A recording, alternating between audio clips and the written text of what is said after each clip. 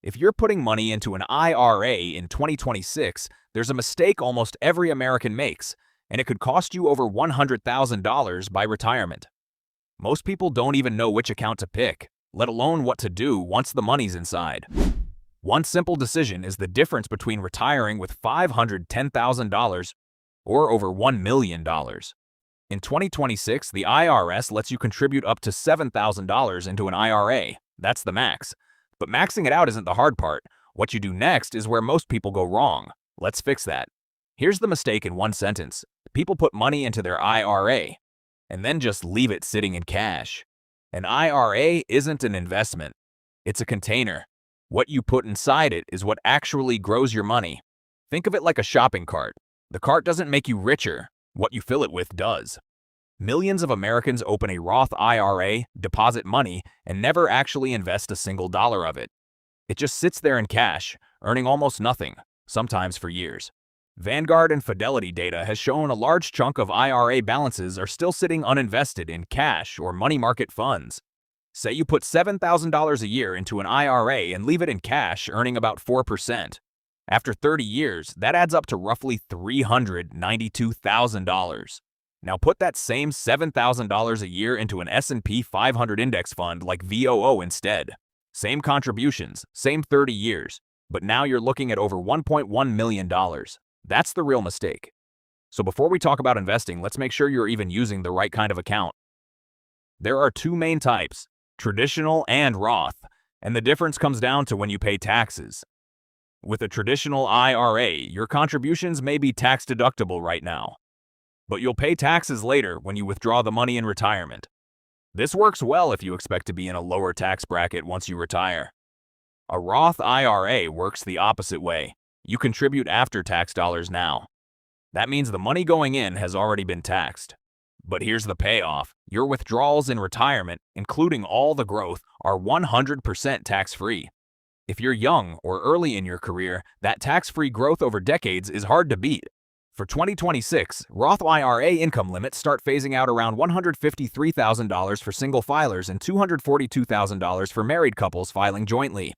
Quick rule of thumb. If you're in your 20s or 30s in a lower tax bracket, a Roth IRA usually wins long-term. Now here's the part almost nobody explains clearly. What do you actually buy inside your IRA? The simplest, most proven strategy for most people is a low-cost S&P 500 index fund, like VOO, or a total market fund like VTI, which covers even more of the US stock market. Historically, these low-cost index funds have outperformed the majority of actively managed funds over 10+ years.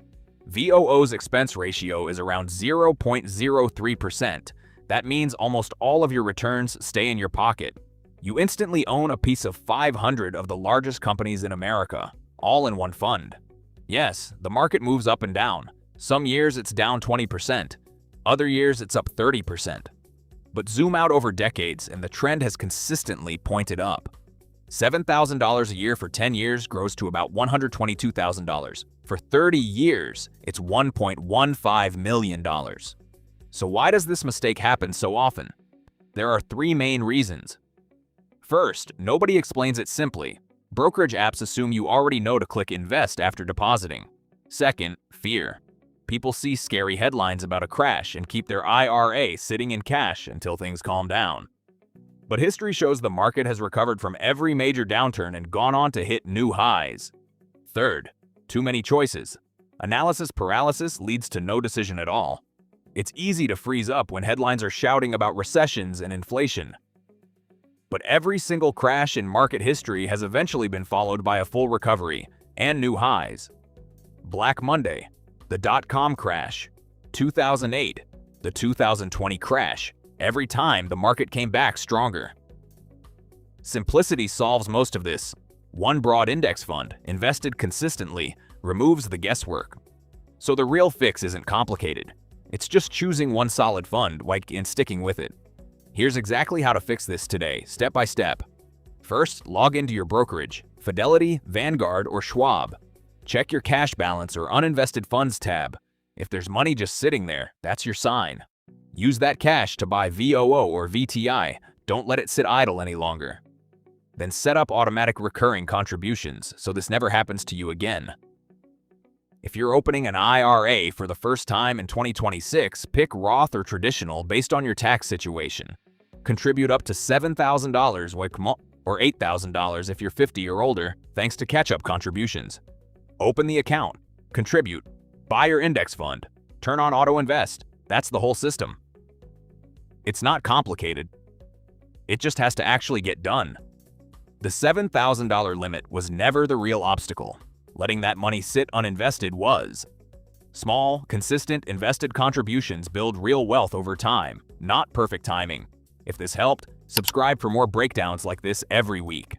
Quick question for you. Is your IRA fully invested right now, or is some of it sitting in cash?